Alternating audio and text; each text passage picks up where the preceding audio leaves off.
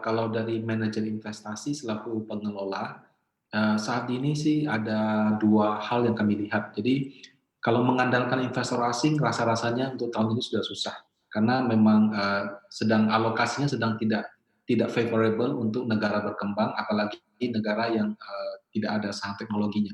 Ya, jadi Indonesia kalau untuk mengharapkan dana asing tahun ini sudah bisa dibilang, lupakan saja gitu. Nah, jadi kita lebih mengandalkan investor domestik. Nah, sekarang apa yang menjadi perhatian daripada investor domestik? Saat ini ada 2 hal yang kami lihat. Pertama adalah, untuk RUU Omnibus Law yang katanya mungkin bulan depan mau keluar itu, apakah bisa keluar apa tidak? Dan kemudian apakah isinya itu sesuai dengan yang diharapkan dalam hal kemudahan investasi, dalam hal mungkin tentang lapangan kerja.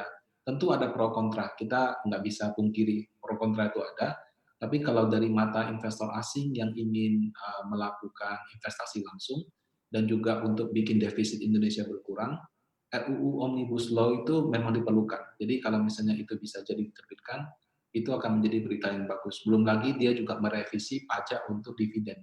Jadi kalau dulu dividen dikenakan pajak final, kalau di peraturan Omnibus Law yang kami lihat, misalnya dividen itu kalau ditaruh di Indonesia lagi, pajaknya dibebaskan. Nah itu menjadi suatu sentimen yang positif. Nah yang kedua adalah kita berkaca dari kasus di Filipina. Jadi Mhm. Filipina sama seperti Indonesia juga. Mereka itu mengalami lonjakan kasus COVID, kemudian dilakukan semacam PSBB yang lebih ketat. Nah, setelah 2 minggu sampai 4 minggu setelah PSBB di Filipina yang ketat itu, mereka punya grafik melandai. Jadi COVID-19 tetap ada, tapi kasusnya melandai. Nah, kalau di Indonesia ini kan baru Jakartanya yang melandai, tapi di luar Jakartanya masih naik. Nah, kita mau lihat apakah dalam katakan 2 sampai 4 minggu ke depan, bisa nggak kita punya COVID itu melandai? Kalau bisa, nah itu diharapkan bisa seperti Filipina, di mana tetap ada lonjakan kasus, tapi jumlahnya itu semakin lama semakin kecil, sehingga secara grafik itu menunjukkan pelandaian. Nah, kalau 2 hal itu bisa terpenuhi, menurut kami sampai akhir tahun, indeks masih memiliki peluang untuk mengalami kenaikan.